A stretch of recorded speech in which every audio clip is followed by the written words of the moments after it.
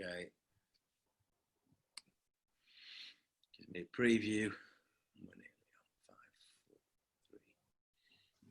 5, 4, 3, 2.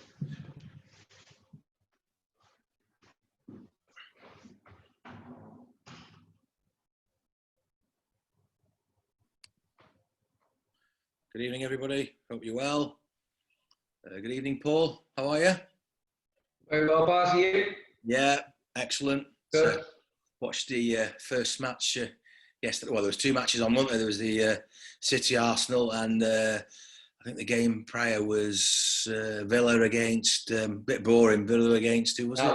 That one the best, was it? No, 0-0. Villa and I can't remember, but it just doesn't seem quite right. Even though you've got the sort of surround sound on the telly, it just doesn't look as intense, does it? Yeah. You've done the best to get it back on, haven't they? But City Arsenal was very predictable, wasn't it? Arsenal ain't going to change. City dominate the ball and just wait for mistakes to be made. Yeah, and our friend, And he never lets us down, does he?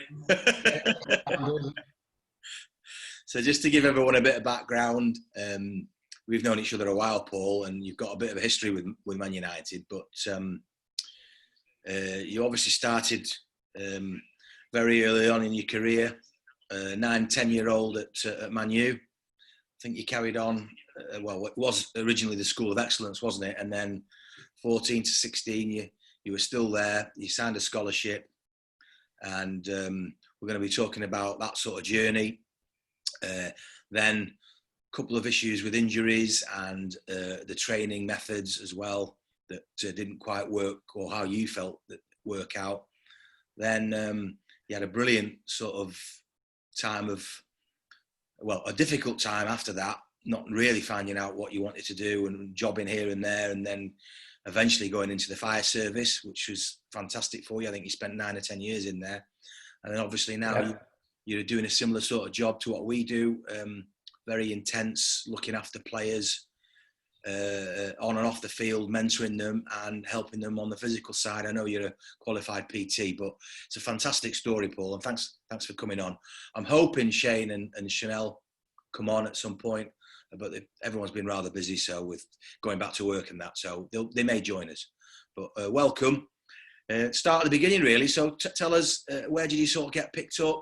Tell us your story as regards what happened with football. What sort of junior club were you at?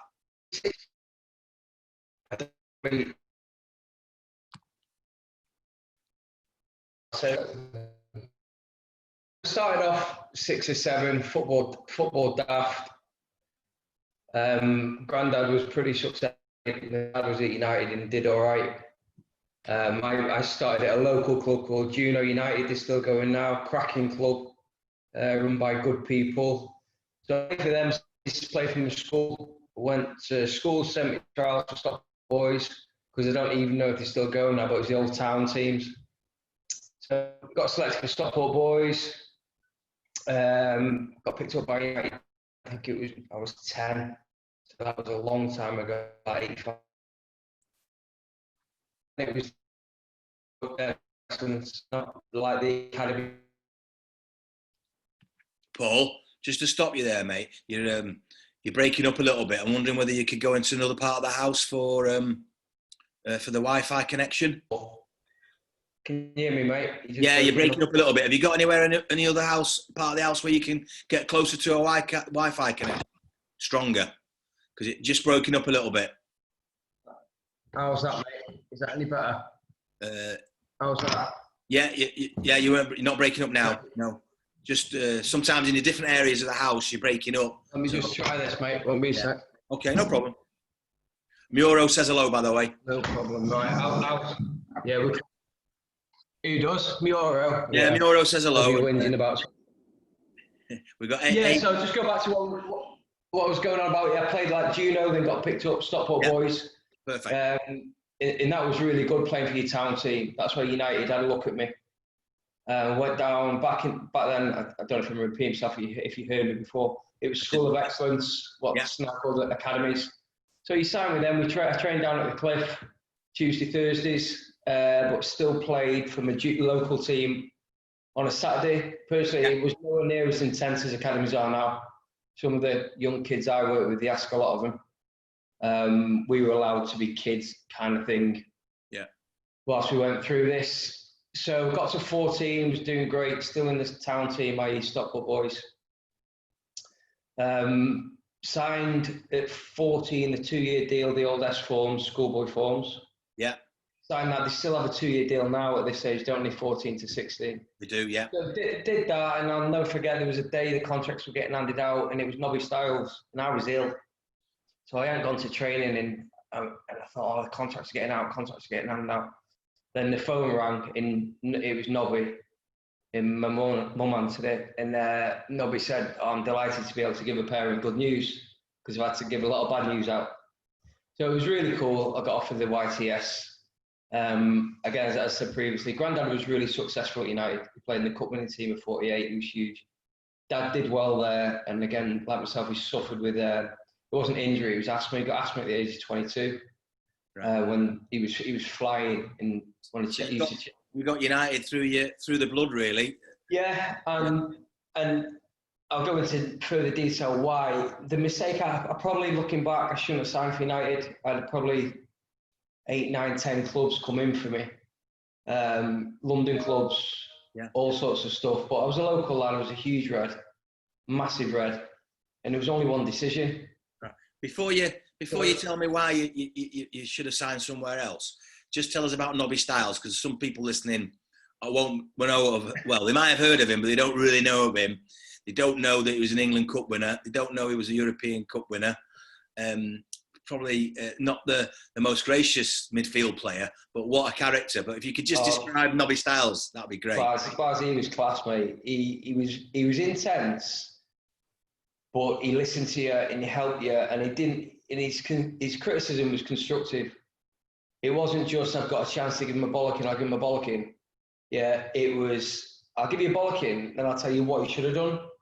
And next time out, how you can do it, how you can do it better. So it was great. I had a really good relationship with Nobby, and I thought a lot of him. And there was another coach at the time called Pot Robson. He used to be centre forward. Yeah. I played up front, and I really loved his style of coaching. He was a little bit softer than the likes of Eric and the gaffer at the time. And that worked better for me. The gaffer, Sir Alex, you're talking about? Yeah, definitely. The big gaffer. Okay. Yeah. So why do you say you shouldn't have signed for United looking back? I walked in, I'll never forget, I walked in on my first day, and I'm there like playing five-a-side with guys that had pictures on the wall. And I struggled to cope with it. I was like, almost a feeling like I didn't belong there. Who were the people that you had on your wall? There was like, I followed Giggs' early career because he was like 3 years older than me, Giggs, and he was just amazing. Mark Hughes, like Neil Ware, Robbo, and they were just absolute heroes of mine. And all of a sudden, Friday mornings when we all used to muck in, play five-a-side, I'm on the same team. And I'm not like, I shit myself, mate. And I didn't have the mental strength to cope with that. It's funny you should say that. We had Nathan on Monday, Nathan Duralea, and he was at City, and he had the same thing. He was like the best player all the way through, played at the back. He had a few injuries, and he was saying, and then as soon as I got into the first team, or I used to go Tuesdays and a Thursday, but went to Carrington, he was talking with, or training with Steve McManaman, Robbie Fowler, Ali Barnaby, Stephen Ireland, Nicholas Anelka, and he's like, oh my God. You've got two different camps. You've got lads like me who were overawed by that. Yeah. And therefore I went into my shell and I stopped expressing myself and doing what I was good at. Right. The lads who were a year older than me, Buddy, Scholesy, Becks, who were just like, just give it me. You know what I mean? They didn't fear anyone. And they played their own game and kept doing what they were good at, no matter who they were with or who they were against. Or I got a little overawed by reputation almost. Yeah. So you think, nobody really trains you for that, do they? They don't really say to you, well, you need to expect this mentally, you need to expect that, this is what you need to do, build yourself up over a couple of weeks, don't be in awe, play your own game. And obviously there is a bit of the senior pros trying to look after the junior pros, but actually, there's nobody really teaches you that. It's sink or swim time, which doesn't seem right, does it? Very much so. It would be great if they could sit down and say, like, lads, I'm not being funny, but when I signed for United, like, probably had 10 clubs after me. I was probably in the top 20, 30 in the country. Yeah. And when I left, I couldn't pass the ball 5 yards. You know, and that's 2 years. And that is, yeah, all right, my development stalled, but there's a lot of other factors which went on in that. Yeah. And that's one of them. That's brutally honest of you. I mean, yeah, I can't, we know each other. I love the fact that you're so honest, so down to earth, because then in your current role, what you're doing is you're trying to help players, is you've got to be brutally honest and manage their expectations. Being dead honest with you, I probably didn't realise this till I came out of the game full time when I was 22. And that's 22 years ago. And I probably didn't realise that for a good 10, 12 years. It took you a while to think, well, how did I end up where my whole life was football?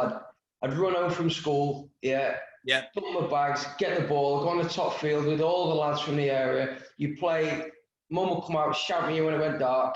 Yeah, and now you go from that to as soon as you get a chance to get paid to play it, you almost really, I just went into my shell, like saying, stops to express himself, and you end up hating it.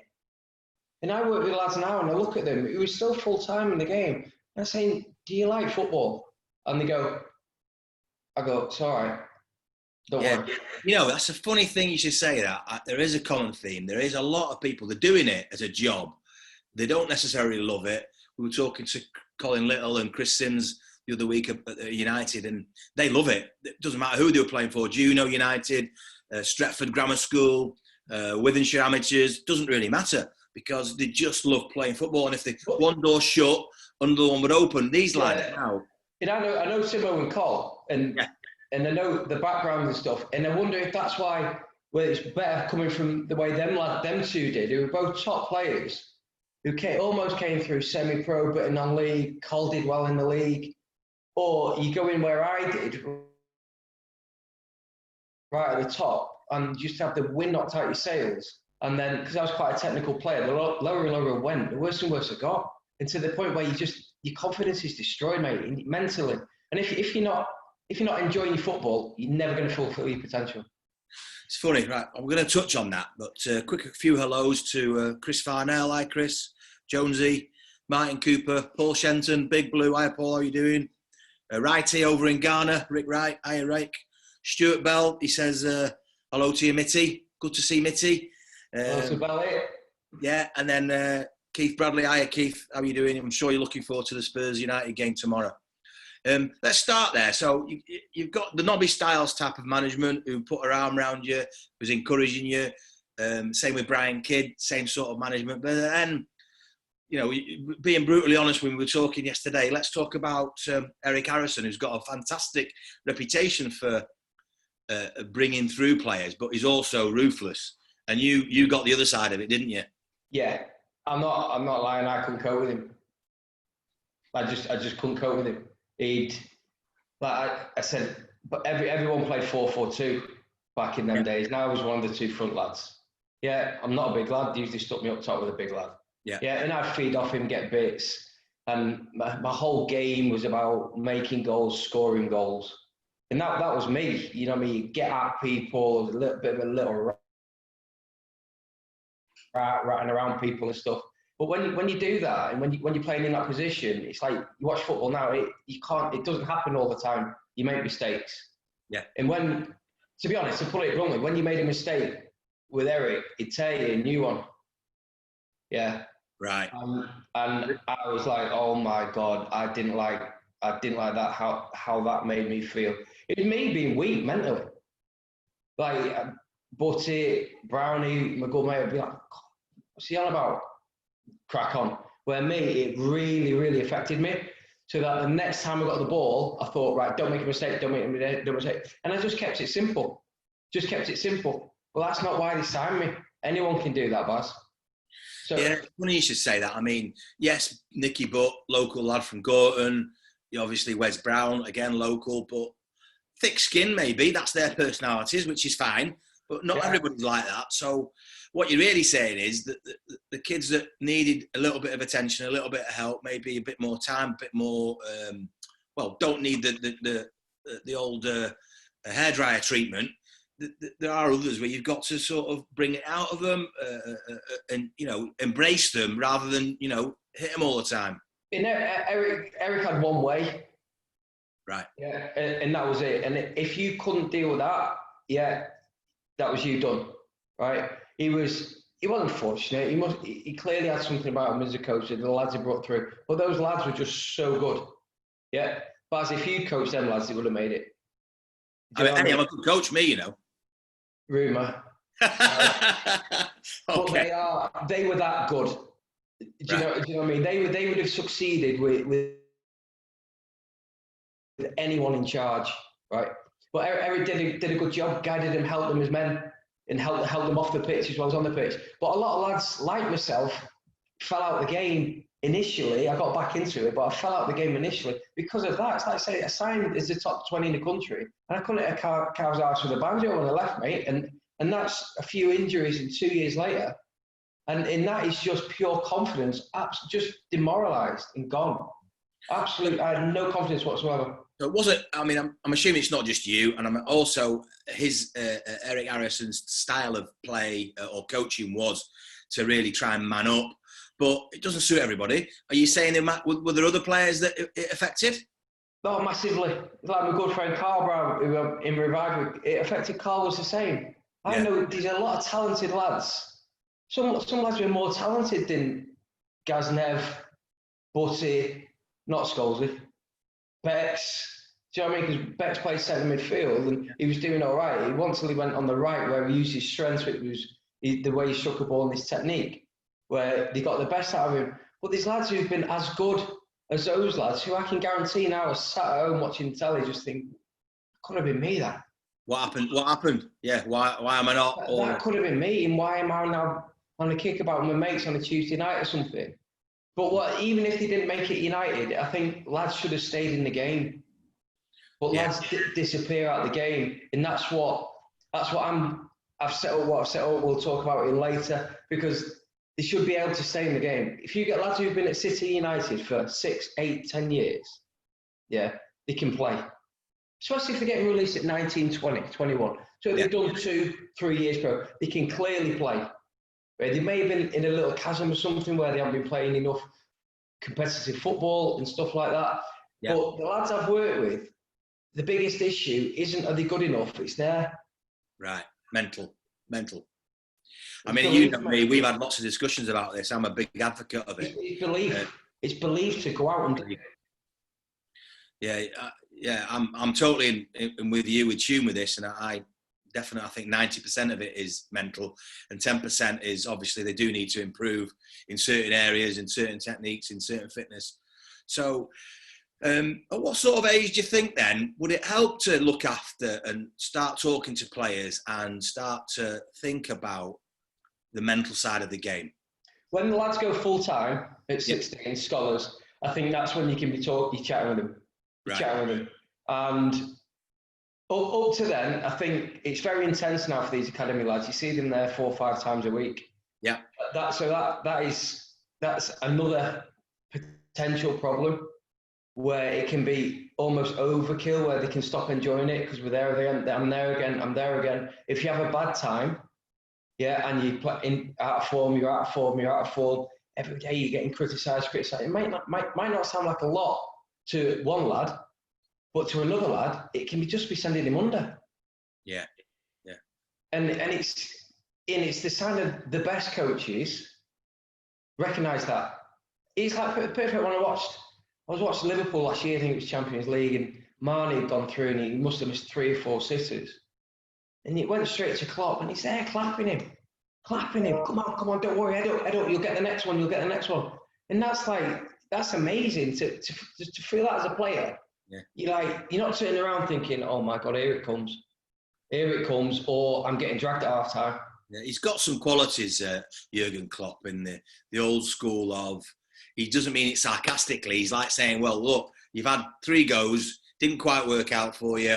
Keep at it because you're going to score. your fourth one, because that might be the winner. Yeah, I think Guardiola's quite the same when you see what the job he's done with Sterling.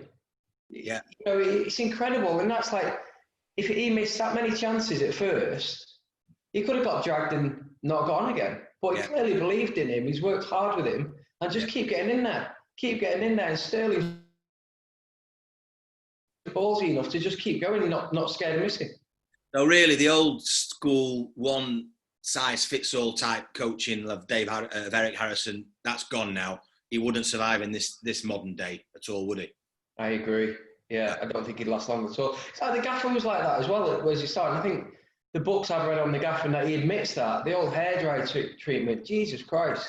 I remember playing at the Cliff in a B team game or an A team game, and they come in at half time, and he'd have a go at us, and you're just absolutely terrified. You just think he's gonna stick one on me, and you know, and then you're meant to go out in the second half. Me, for some lads, like the lads I've named, but like in my year, it was like Michael Appleton. He could cope with him. Ashley Westwood, Ash could cope with anything. Jono, David Johnson, they could. Cookie did well, and they went out and could cope with it. I couldn't. I needed someone to say, Mitz, just go out and keep doing what you do.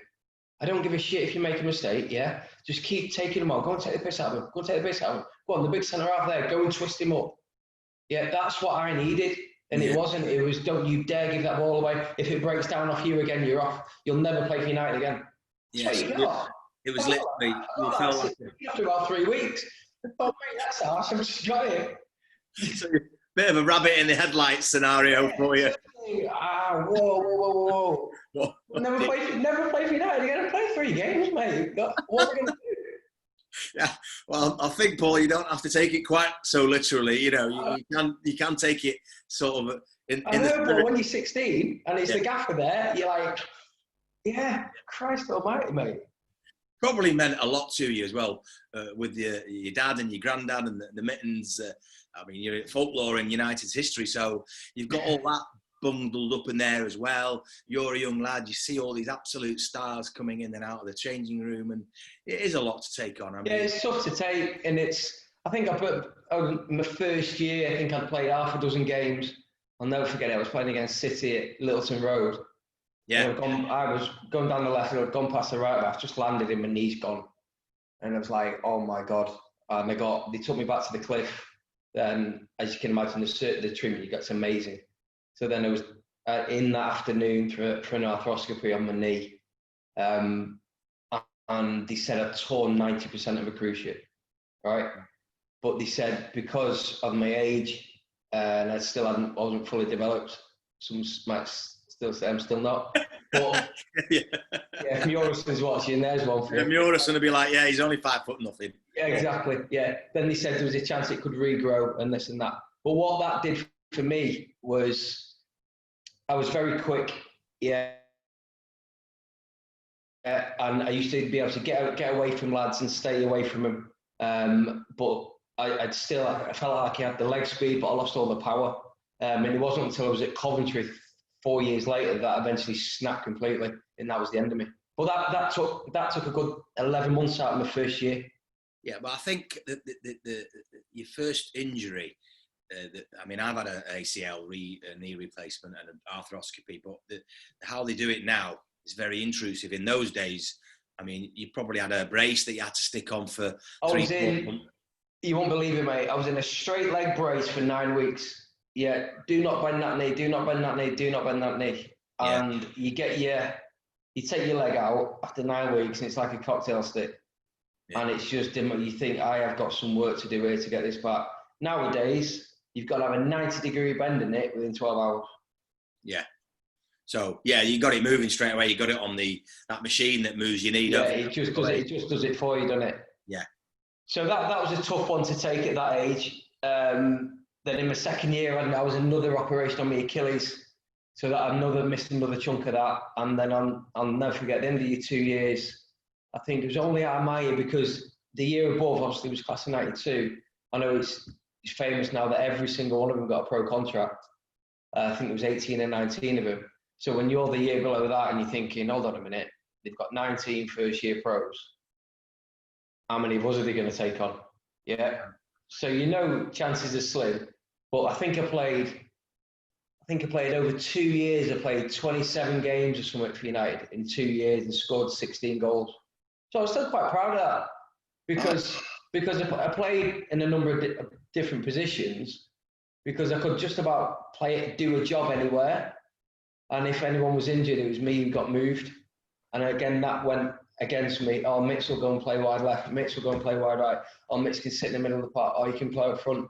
And that, again, you just become a 6, 7 out of 10 every week. So really, you think if you'd have been and that's not good enough for United. I'm staying up front. I'm playing number 10 or I'm playing number 9. That's what I'm playing. I'm not playing anywhere else. Been a bit more forceful. That would have helped you possibly get a pro. Yeah. Best example was when they had Barney and Richard Irving played up front. I played on the right, and I did great on the right. But Cookie was on the left, Terry, and Terry was struggling on the left. So they changed us.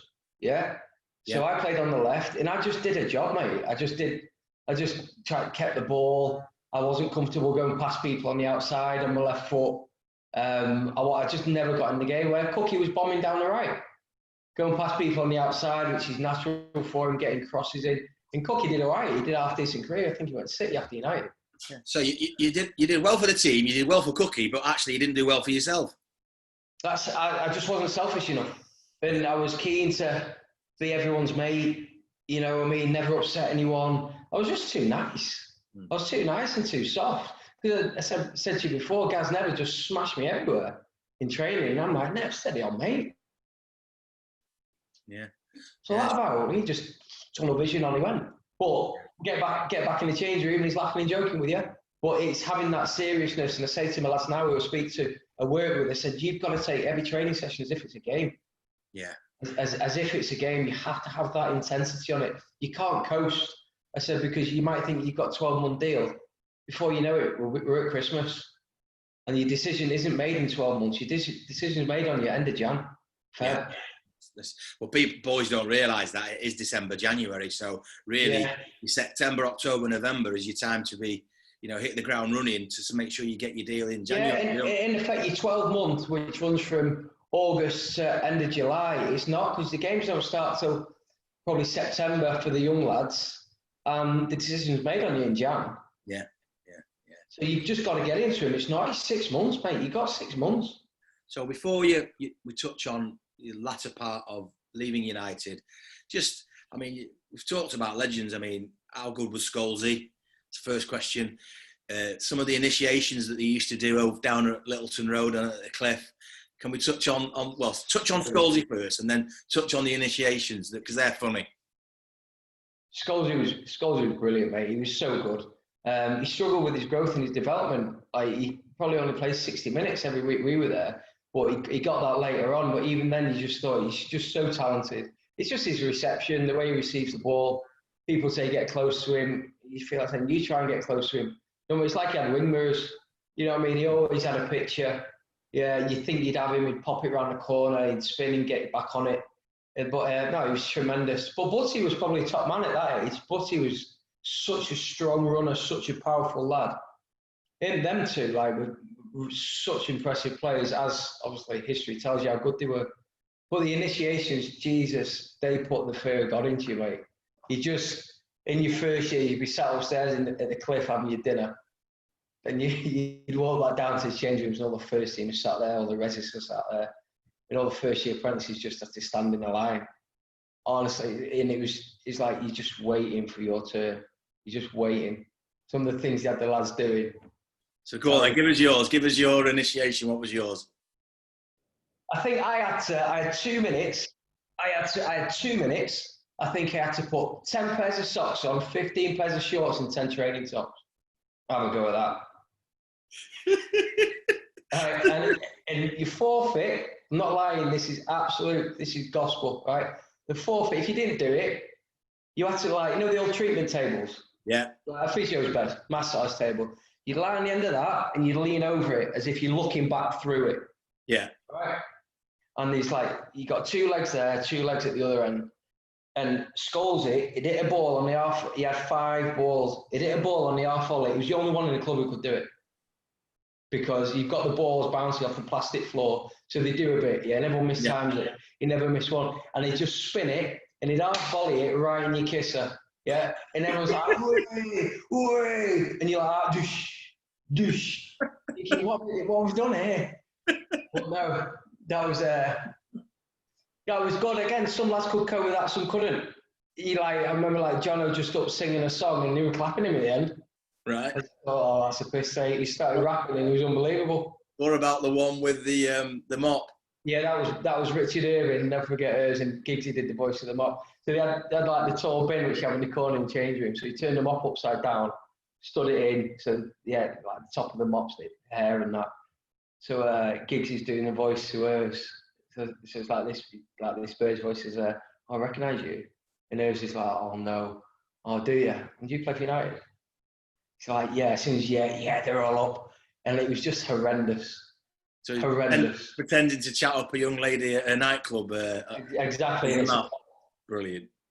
So you had, I forget, you remember you saying that you used to have to clean Schmeichel's boots, didn't you? Was he one of a few that you had to clean? I had six pros out.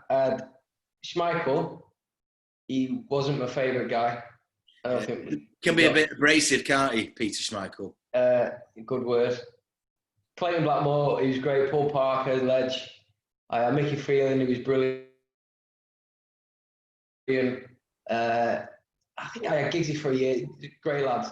But like 2 pairs of boots for them, studs in molds every morning. Yeah, we'd be cleaning. You have to go and put them into the first team. This is a mistake I made actually. You have to put them under the peg in the first team changing room. So I've done Schmeichel's, and next minute he's shouting me in. I was like, oh no. So you walk in, you know what I mean? Guy stood up. It's like the lights go out, yeah? And he shows me his hands. He's got polish on his hands. So I've got polish on the laces, haven't I? Right, so he's had me. He's had me in front of everyone. And I'm just like, how I didn't shit myself was unbelievable. So then we've gone out with training, then Gaffer calls us over for shooting practice on the keepers. So you all had your own ball. We're at Littleton Road. But you know how big Littleton Road is, isn't it? Massive. Huge. So I'm going through, Schmeichel's in it, and he's come out. I thought, he's too far off his line. I can chip him. And I've chipped him, haven't I? Right, and he's gone in, and the lads have gone up. No, you can't do that. Man just thought he's having it, mate. He's got the ball out of it, and he's half volleyed it, yeah? It must have been about 500 yards. Go and get the fucking ball. Don't you chip me. And I'm like, oh, he's just summed me up at that place. So about 10 minutes later, when I got my ball back and got to the back of the queue, I didn't have another shot. But I don't think I would have had the balls to try and chip him again, put it that way.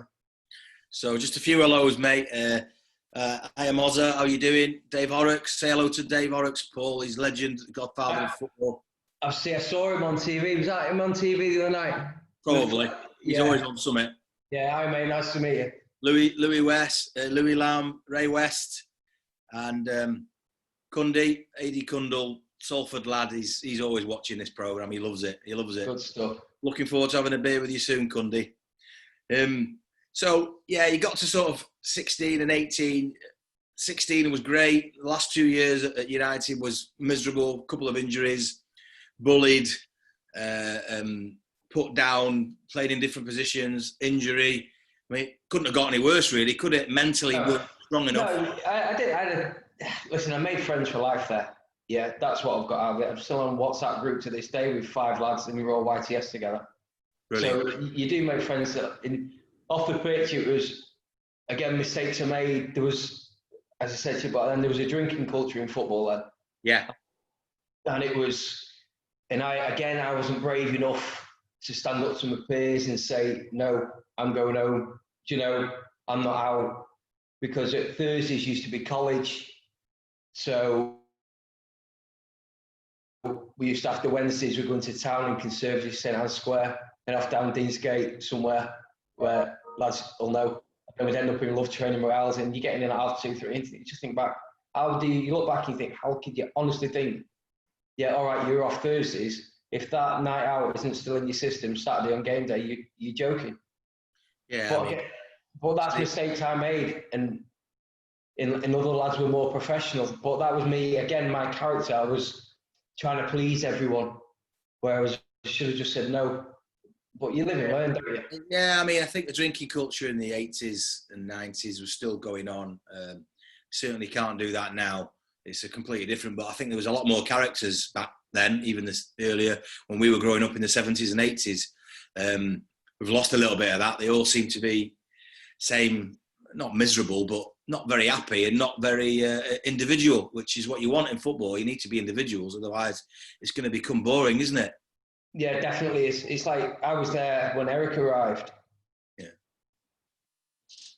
And that fella was just, it was almost like he did what he wanted, ran a club and in training. And I knew that got to a few of the other lads.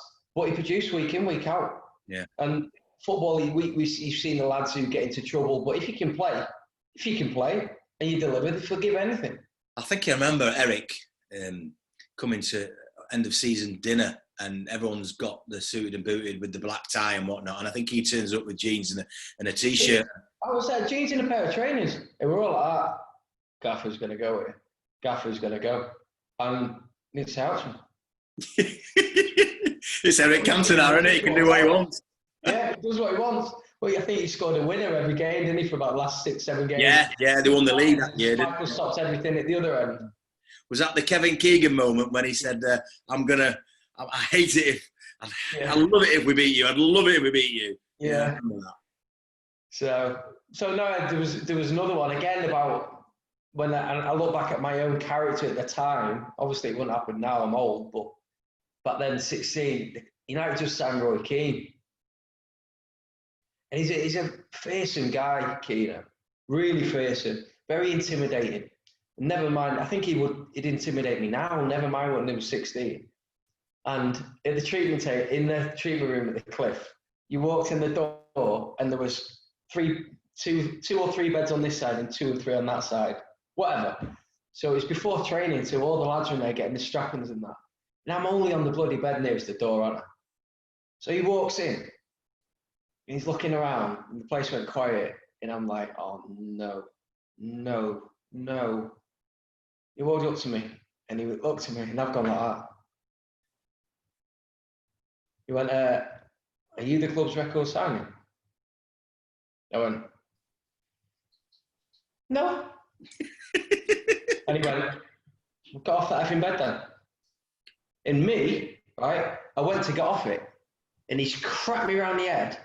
He went, get back on it and tell me where to go. It's a little test, isn't it? He's clever, isn't he? Doesn't say a lot though, does he, Keane? He didn't never really say a lot. But it was a little test, testing me, and I failed it. Yeah. Because Carl or Butty would have gone, off, do one. Yeah. Yeah. So again, you look back at that and you just think, I would have got so much more respect off him. I've just went, mate, are they yours? But it just shows you the kind of guy he was, and intense, strong, winner. Call it what you like. I mean, yeah, he's a legend of the club, and Robson. You know, you said Neil Webb and those characters. You know, England internationals. I mean, I think Robbo probably carried United in England for the best part of 10 years, and luckily at the end of his career, he got the Premiership medal that he'd wanted. But so what we're building up to really is you've had a good time in the youth. You've had a really bad time in that 16 to 18 period, mentally, physically. There's no one really there to hold you. There was no one really there to talk you through it, put an arm around you. Everything that could have gone wrong went wrong. So what were you thinking at 18? Were you thinking, well, I better go now, I better leave? Or did they say, well, I got released. I got the release. The gaffer called me and sat me down and just said, we would not offer you a new contract. You've been very unlucky with injuries, blah, blah, blah, blah. But as soon as you hear you're not getting another contract, you kind of shut off. And then you just walk out, it's this cutthroat. And I don't, from my experiences recently with lads, I don't think it's changed much. It was downstairs, got my boots, see you lads, drove home, and that was it. Ruthless. I mean, within an hour of the gaffer telling me, you know, sorry, you're not getting a contract. I'm at home, bawling my eyes out to mum and dad. Oh my God. So just before we touch on that, I mean, I've got people coming in from all over. I've got Sean Palmer from New Zealand. Hi, Sean. I'm sure you're a friend of Alan's. Give him a bit of a wave, mate. New Zealand is up early in the morning for them. Not what to watch this? Jesus. Yeah. We've got Rich Tracks. Hi, Rich. How you doing, pal? Reddish Vulcan Strikers again. Dave, how are you, lad? Got a couple of my cousin Was over in Beirut, Lebanon. Say hello to Was. Hi guys, you okay? Yeah, I was. Yeah, and Mohammed Sukkar as well over in Damascus, Syria. Yeah, so hi, Mohammed. How are you? I mean, literally 1 hour. You're in an interview saying, right, no, you're not going to get your contract, and an hour later, you're being released and you're at home crying your eyes out. Yeah. I mean, so it's brutal. And do I blame the clubs? No, they've got a job to do. They wouldn't have me as a player for whatever reason. Move on. Next lot come in. That's the game. In terms of, it's something I'm quite passionate about now, and aftercare and stuff like that. But there was absolutely zero then. It was just, it's so cutthroat. And that's what it is. So then I sat down with my dad. I'm fortunate that my dad knew a few people in the game, because agents weren't a thing then. They didn't exist. And my dad made a few phone calls for me, and then that dreaded, the worst thing in the world of going on trial. The trial started, but you don't want to believe that you're not going to make it. You still believe in yourself somehow, and it was. Well, you're probably not ready, really, are you? Mentally, No. you're still not United head, and it's how's this? It's a bit of a whirlwind, isn't it? Yeah, it's like when I speak to lads now who've been released and they say, right, I'm going on trial there, and I'm like, really? Is that a wise decision? I understand you're desperate to get back into the game as soon as possible, but one, are you fit enough physically? Two, mentally, are you ready for it? Yeah, and three, is it the right club? It's like, perfect example, a decision that my first club I went to on trial was Bury, and they trained at lower gig, and it was just like a foot deep in mud, like where do you play? I'm a 10. What you're really saying is we need to give this a little bit more thought, like we've discussed this. So the right club's got to be for the trial. Mentally, actually, if you're not mentally right, physically, it's very difficult to be right for a start. Yeah. So you've got to be mentally right. So you advocating maybe waiting a little while until you feel a bit better, or do you get back on the bike straight away? What do you think?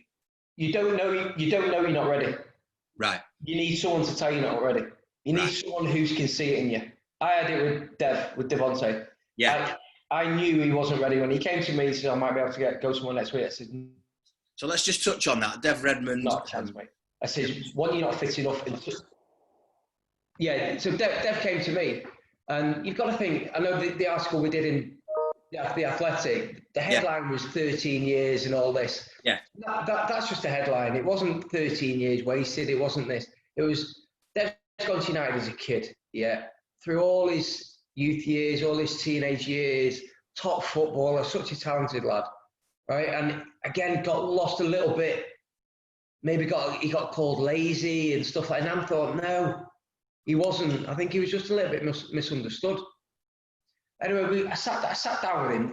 Dev won't mind me saying this. You know, we had a tough chat, an honest chat. And I says, mate, you must lie at home. And you get going bed, looking at the ceiling, thinking, how have you ended up here? And that was exactly what I did, and it's exactly what Dev was doing. So I says, right, okay, let's talk about this. Let's talk about what you're good at. Why did you get released? So what you're good at? Well, I dominate games from the middle of the park. I get the ball off the back four. I'm probing. I'm offensive. I break the lines. Are you still doing that, mate? Have you still been doing that? Not really. Right, okay. So we have to get you doing that again, and you have to be doing what they signed you for. Because that's what happened with me tonight. They signed me because they made goals, score goals. Stop doing it. They were scared of making a mistake. It's literally, I mean, I agree with you. It's literally, what's your identity? If your identity is you score goals, well, that's what you got to concentrate on. If your identity is win the ball and give it to the better player, do that. If it's your number 10 setting up and creating stuff, well, you've got to do that. And as you say, they do forget. You do need reminding. I mean, I show the lads the clips regularly, and I ask them to review the clips, even at 13, 14 and 15, you know, when they've got this huddle. You know, they should be reviewing the clips, because you forget quite quickly in one game or two that, because if you fail or you try a trick and it doesn't come off, actually the next game is when you should try it again, not 2 or 3 games later. Because but I agree with you. Totally agree. But that huddle on the flip side, you can focus on the mistakes. Right. Okay. Yeah, they have it on the laptops and they're watching it and they're watching it and they're watching. How have I done that? How have I done that? How have I done that? Yeah. And they focus on the negatives apart from saying, mate, what about when you went down line, skinned him, got the crossing? Yeah. No, I'm talking about being positive. So I use the video now when people get released to say, look at that goal. Look at that shot. Okay, hit the bar. Look Perfect. at that. Yeah. Absolutely perfect. Let's remember how to do these things. Yeah, he's keeping that. He's keeping positive. So when we chat about Dev, and like he went through it, and he came to me and he was down, he was flat, there was no spark in him, and I said, come on, I said, let's get you as physically fit as we possibly can. And I know it's hard for the lads who are full time because they're training every day and they've got matches and stuff like that, so they can't afford to have soreness in the legs and stiffness. But they come to me, and I have 55, 60-year-old women who can squat more than a footballer. So that out of condition, that they're not really kept themselves in shape, or they have running legs. Right. Yeah. Okay. They have running legs, and they focus on running. And football now is all about so much about pace. And if you don't do your power work and your strength work, you're just pretty much the same as everyone else, unless you're a freak like Giggsy or something like that. Yeah, I mean, he had a lot of, he was a freak runner and a freak, the way he could balance and move past people. He just had snake hips, mate. People used to dive out of his way, and you think, how's that happened? Yeah. He just glided. He was just amazing, mate. Absolutely amazing. So you've got released from United, you bawled your eyes out, and then, we'll go on about the rehab and how you mentally, I like that, mental, physical and right club to then go out. I mean, those are 3 really good points for anybody listening.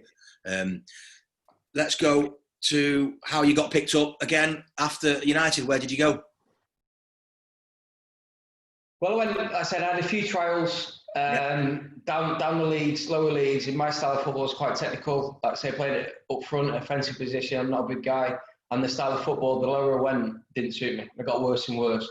And about 12 months later, I had a good spell at Crewe. Actually, I enjoyed it at Crewe.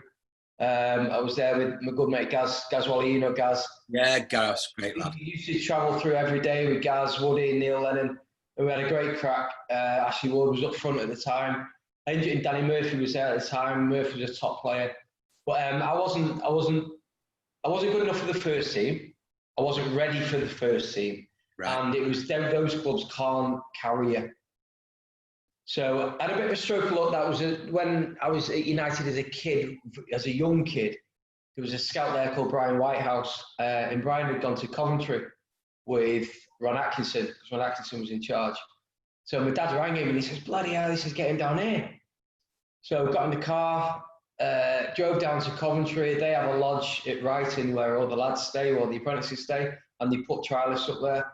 So I'm not lying, I had a black bag with some gear in my boots, dropped me off. Dad said, go on, son, go and get yourself a contract.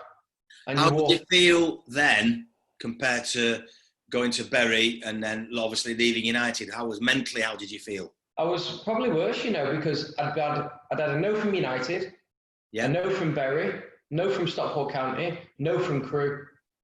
Right, it's like, how many times can you kick a dog? Yeah, before the dog says I've had enough. So it was probably my last chance. But the advantage I had was covering the Premier League at the time, and the training ground, the pitches were beautiful.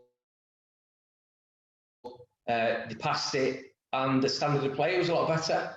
So I'd never forget, first morning, we've done some shooting, some drilling, some possession, stuff like that.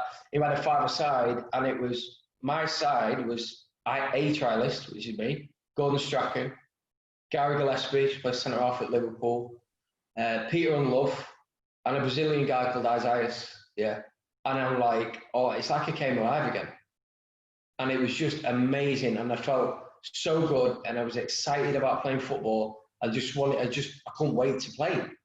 And I hadn't had that from being 16. So again, mentally, I'm a different person now. So everything I'm thinking is positive.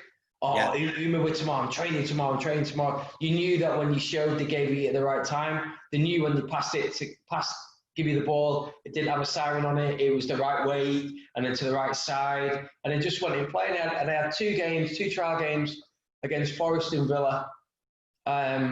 Played really, really well. And Ron Atkinson said, "We want to see you upstairs." So I walked in with my dad, because my dad watched me everywhere, he's absolute ledge. I walked in with my dad, and they were all sat there. Gary Pendry, Harry Roberts was the U-team coach. There was Gaz Pendo, Strachan, who was assistant coach, and Ron Atkinson. I'm looking there and I'm thinking, this could be good news, because they don't need 5 of them to tell me I'm not good enough. Yeah. So I started to feel a bit better. And he said, "Listen, you've come in, you've done fantastic. We're going to start you on this money." And I'm not lying, it was 175 quid a week at 20. 175 quid a week. I had to pay my digs out of that.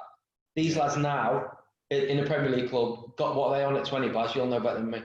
Yeah? Well, they're on between 5 and 8 grand, some of them anyway. In the Premier. 175 quid a week. I had to pay my car and my digs out of that. And the gaffer said to me, he says, Ron Atkinson said, "Don't worry about the money. We expect you to be in the first team squad soon, and then we're getting your deal."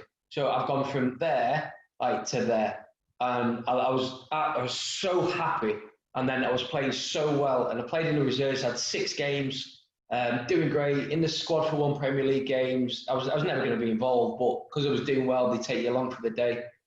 Then I was in training. I've gone up for a challenge with John Solarco. I've landed awkwardly on that knee, and that was it. That was my knee gone. And I had it scanned, and I completely ruptured the ACL again. Oh, God. So I had the reconstruction where they use part of your hamstring, but I had so long out, over 12 months out. And like I said, I played up front, and whilst I was injured, this is the other thing people don't realise. Whilst I was injured, they signed Noel Whelan, I think from Leeds, and I think they signed Darren Huckabee from Norwich.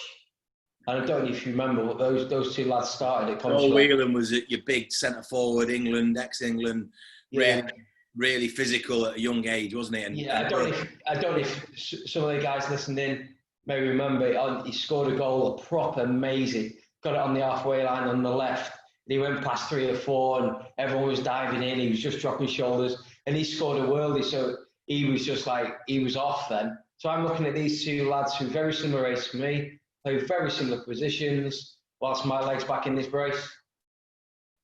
Yeah. So straight away you just think, absolute killer. Yeah. You just think I can't see a way through it. But there's a couple of little things which people might not think there are a lot, which happened to me, which I thought were really, really bad. I was out of contract, and I was still injured, so they put me on a month-to-month. Okay. So we've gone back. I went in every day throughout the close season, just about how they can handle players better. Okay. So I've gone back in pre-season. I'm still injured, and there was like, lads, all the pros, everyone upstairs, get your club suits if arrived. You get measured up for your club suit. I've gone up. Sorry, mate, you haven't got one. Oh. What? You're like, right, okay. Only pro. And you're like, what's a suit? Yeah, what is a suit? So you come back down the stairs, proper walk of shame, innit? And then all goes, and this is gospel truth. Strachan Pinder, 8-piece sheet of A4 with your training kit numbers, for the season. Yeah. All the pros. So you got your kit in a towel rolled up, off it goes in the laundry every day. And there was 1 to 28. Yeah. Yeah. Nothing at 29, nothing at 30. At 40, there was me. Is that your favourite number? You're just like, what? So you're looking at that and you don't belong there. No, definitely not. There's 2 little instances there which, what they did to me mentally, hurt me probably more than anything else in football. I can feel your pain now. I mean, I can feel your hurt now, and that comes through so passionately. But at the same time, it is important that people realise and the reality of football is ruthless. One, when you get injured, someone's taking your place, and they're not waiting for you. You know, Ron Atkinson and Brian Whitehouse and Strachan, and they've got a job to do. So fair play to them. Two, you know, if you do get injured, you've got to fight your way back in. And for whatever reason, I mean, it's like anything we always say to players that were signed with me. It's 5 good games and you're bloody Ronaldo, 5 bad games and you're out the door. See, you know, your coaches, mate. I remember playing for the Resis. I can't remember, it was at Highfield Road against Mansfield or something. And I scored a hat-trick. And you walk down the corridor the next day, all the coaches are walking past you, slapping you on the back of your head, slapping you on the back. And if you have a shocker, you walk past you and ignore you. And that still happens. I know for a fact. And no one knows, right? I am telling you, unless you've been in this position, no one knows what it's like when on a Tuesday morning, you're all out there and someone's walking towards you with a bib.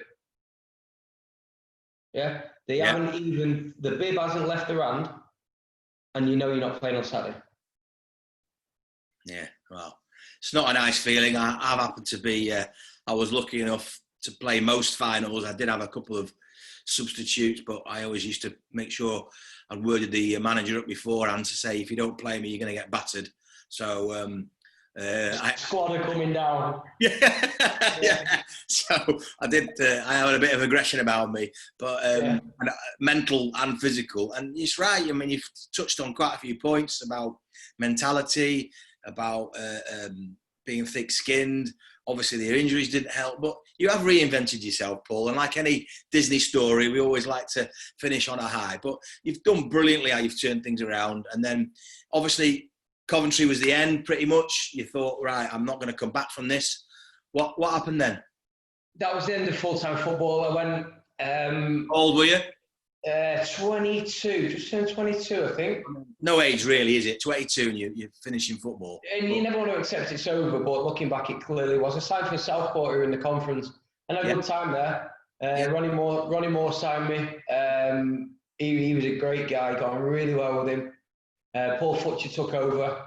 Did all right. We got to, it's classic, me and it. We got to the trophy final at Wembley, and I was sub, didn't get on. Cheers. But he's just like, all my mates were like, oh, mates, watching you, and I'm just sat there, thinking on. But no, I had a good time then. Southport, you just go down the leagues. Like I said before, lower went, worse it got. So then you've got to start thinking about a career.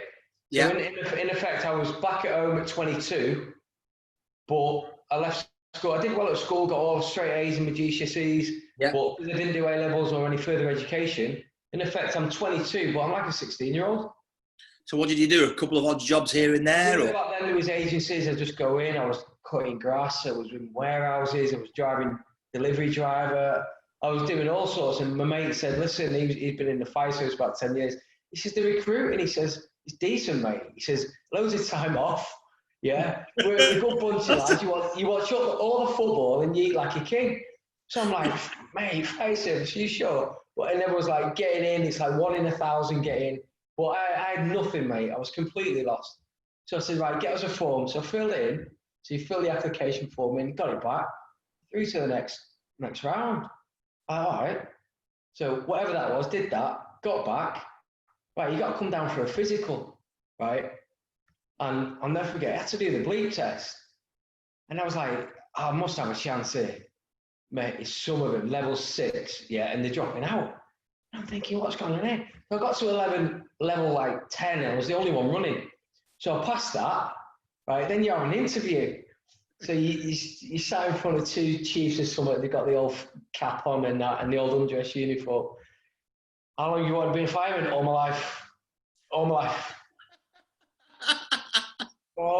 Mate, all I've ever wanted to do.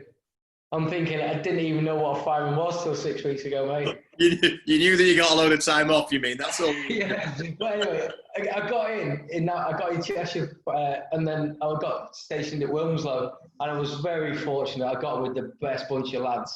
Again, still mates now, and most lads are football daft. These lads were football daft, and we had a cry. It was a really, really good time. But I did just short of 9 years. The job was kind of changing.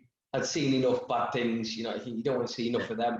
But you cope with them, you deal with them. Again, that's all about makes me who I am, really. And I was going through a bad time personally, then I just thought, this is right. My passion was fitness and football.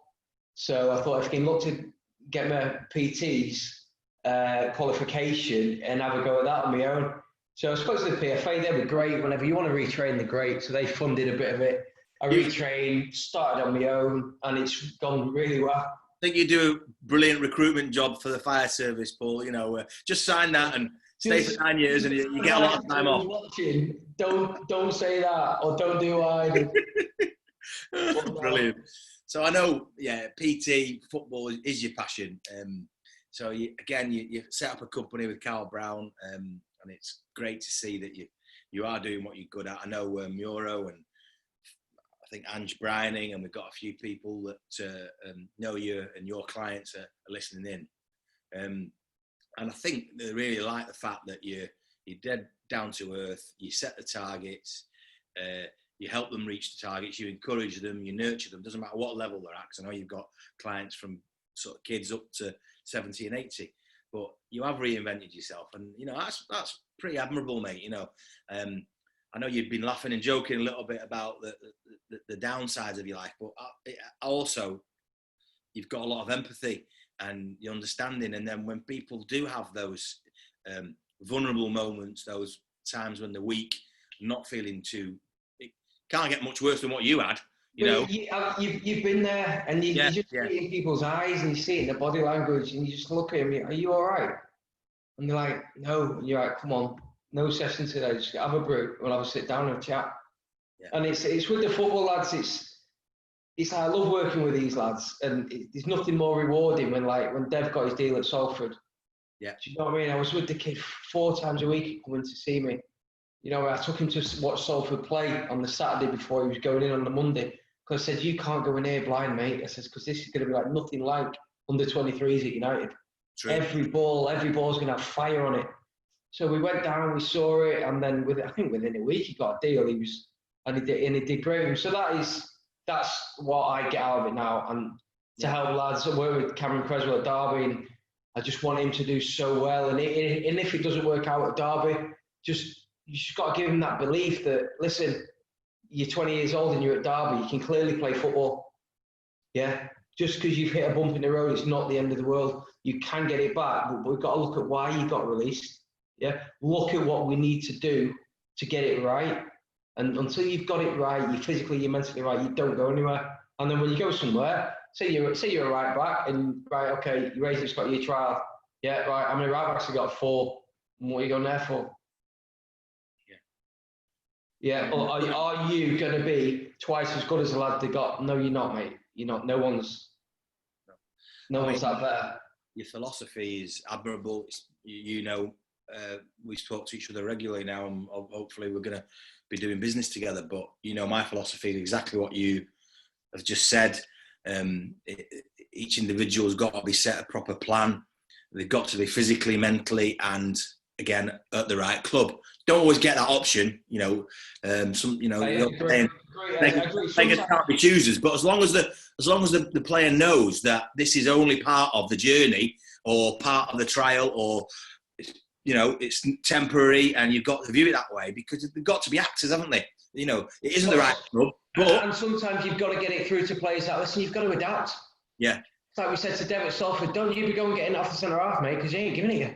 Yeah. Like they would at United when you're playing at OT or something. Yeah. Yeah, and these, you know what I mean, you've got a bit of time on the ball. Don't you be going trying to get it when you're playing away at Lincoln or something like that, because you ain't getting it.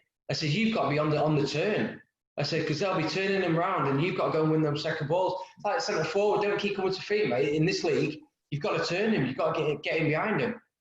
But how many times do we hear as well, a player says, I didn't really do that well there, or I just tried hard, I'd made me, and then he does a year, does another year, goes up another league, then does another year. And then before you know it, 3-4 years down track, he's then at the championship, he's a big move, and he's doing it through sheer hard work. He's not really done, well, he's done well, but he's not played at his best football or position necessarily in those 3-4 years. But then he's got his move, and then bang, Got the right club, right manager, right period. So much of it is about staying in the game. Stay in the game. Because if you look at 18, say you're 18, probably 5% of players will make it. Yeah. Right? If you're 20, probably 20% of players will make it. If you're 22, you're talking 50, 60% of players will stay in the game. Yeah. You have to dig in those early years. You have to be selfish. You have to eat right, sleep right, train right. Yeah. You don't want to have relationships which are putting you off and clouding your thinking. You've got to think about everything, and you've got to put your heart and soul into that, because it's football's such a short career. Yeah, and what we're talking now is a spell from 16 to 22, 6 years of your life, where if you have to be 100% dedicated, not the best player in the world, one of the hardest workers, and knew what he had to do and did a job. And that's what you've got to get through to these. Like McTominay at United turned himself into an absolute machine of an athlete. Yeah, and knows his place in the team, knows his role. Yeah, I'm just going to share and put on screen your company. Thanks, mate. Come to that time in the evening where I'd like you to pick your five-a-side team. So Revive Player Care, it's about helping you on the field and off the field. Obviously, you can come via Propel Sports. Revive are one of our trusted partners. As everyone probably appreciate, Paul's a very, very down-to-earth and inspiring character. He'll work on both your mental and physical side, and I think it's so important. And again, another fantastic message, but stay in the game. You just got to stay in the game. These young lads have got to stay in the game, be resilient, dig in, find it from somewhere, and then at some point it'll get better. But as you said, if they go past 22 and they've played 40, 50 league games, they've got a good chance, haven't they, Paul? Yeah, you're gonna make a career out of football, aren't you? Yeah. So if you can get to your early mid-20s where you're fully developed as a man, as an athlete, and you know what you are as a player, and you've adapted to a player, and you know your job within a team. Yeah, for me, that's what it's all about. You can have your Giggs, your Scholes, the exceptional talents, your Phil Foden, stuff like that. But there's not many of us like them. I mean, you know a lot of agents now, and you know a lot of other players, and you know a lot of how we deal with things. But do you think we're doing things the right way? And what? Yeah, it was really refreshing when I sat down with yourself. I spoke to a few agents, but I think your philosophy and your train of thought was very similar to ours. When myself and Carl had a chat with you, and we said we work on this, this, and this, and you showed me your website where it was a very, very similar ethos, where you've got to get, unless you've got a real. Players are no good to agents if they're crap. They're just not, are they? No. And what agents, a lot of agents, some do, what a lot of agents don't realise is that why is this player not performing? Yeah. And it could be something like his bird's giving him a nightmare of a time off the pitch, but he don't want to say it to anyone because he thinks it sounds like a planning. Yeah. Could be as simple as that. Yeah. No, his missus is texting one of his teammates. Yeah. So he's going into training every day, and his little snides behind his back, and you can't go out and perform. You've got to get it out of these lads. If they're having a bad time, you've got to think why, because there is always a reason. There's always a reason, and whether it was like me, where you couldn't cope with the style of coaching, which was at the time, or it's a personal issue, or you hurt, you've got an injury. Like play, I'd say to lads, you can't play when you're injured. I don't mean when you've got a whack or you've got a dead leg or you've got a bruise or something. But if you've got a hammy, you've got a hammy. And you won't play to your potential if you're trying to carry it and you're trying to get through it. So I'd rather you miss 2 games now than you're back in firing, than potentially play when you know it's not right, ping it, you're out for 7 or 8, or you play injured and you're shocking anyway, and you get left out anyway. Yeah. So, yeah, I mean, football's been around 130, 40 years and still got players making the same mistakes, people going across the same level of disappointments. But there are clubs and organisations like us, like yourself, that are there to help. Everybody needs a bit of a support team. If you've got a good dad like you, Dad, and I had, it's great, but some people haven't got that, so they do need outside influence. And just a quick one, without sounding a bit big-headed, but if I probably needed someone like me when I was 18, 19, 20, because I was that close to my dad, it was so easy to get into a confrontation and argument with him. Sometimes you need someone outside of your own bubble, who's experienced what you've been through to sit down, who you're not going to challenge and get confrontational with straight away, and just say, mate, say what you like. I've been there, I've done it, and the same thing's happening to you. If we don't right this ship now. Yeah, it's true. And sometimes they don't believe you. So that's why we have a bit of a team around us and we discuss it. And I have older pros talking to the younger pros because they need a mentor and they need someone like you. They need someone like me. And you need a little bit of everything. A quick question from Dave Horrocks, Paul. Do you believe that a change in management stroke coach causes a player performance to drop? It could, or could change it to improve. Right. So much on style of coaching. How many times do we hear he's not having me? This coach here, he's just not having me for whatever reason. You see coaches take players with them because they trust them. So I think it can work both ways. For a lad who's having a bad time, it could be a fresh start. If the coach just comes in and says, right, I'm going to give everyone a chance. Or if it was a coach who was having you and trusted you and he leaves and then a new one comes in, and he's not having you, it can have the opposite effect. So I think good question, Dave, but I think it can work. I think it can work both ways. It can work in your favour or it can work against you. Brilliant. So come on, get to that time in the evening now. I told you about your five-a-side team. Have you written it down? Five-a-side team, I'm in it, obviously. Yeah. Carl Brown isn't. Who's in net then first? In net? Do we have to have a keeper? Do you want a keeper? 5 outfield players if you want. 5 outfield players. You can stick anyone in a five-a-side net. Go on, if then. I did have to have a keeper, though, it was Schmeichel. He was like a scary, scary man, but he was phenomenal. So who's your five-a-side team then? Gary Gillespie. Gary Gillespie, okay. He read it like the Beano. The game was that easy to him. Right? Yeah. Gordon Strachan. I wasn't a big fan of his as a person, but he was an absolute unbelievable footballer. Yeah. Stolzy, obvious. Yeah. Giggsy, and obviously me. And Carl Brown didn't get in it because he would have got sent off after about 5 minutes. So I tell you what, there's not a lot of defending in that team, but well, it's all right. Honestly, big Dizzy, they used to call him, Big Gaz at the back. He was so good. He was just unfortunate that he was at Liverpool and it was Hansen and Lawrenson. Right. Yeah. He got the kudos he deserved, but God, what a player. So Dave's on the question. Another last one before we have to kick off. Do you think clubs need mentors? Yes, 100%. Right. But I don't think the mentors can be within the club. Right. If you get just quickly, say you had at Carrington and you had and down the corridor you had a door with therapist on it, and the lad saw you walk in it. Oh my God, it absolutely had me. Yeah. So it has to be done. It has to be done away from the club. I think some of them as well.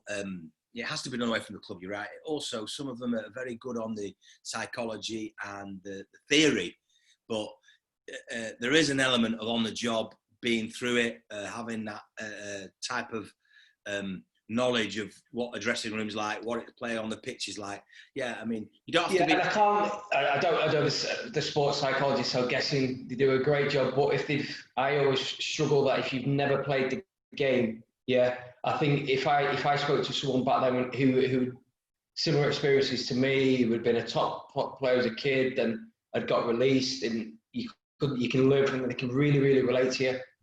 And I think that's really important. Sports psychologist to a mentor is completely different, you know. Yeah. And mentoring is a different a ballpark of a different, you know, you need different attributes to be a mentor.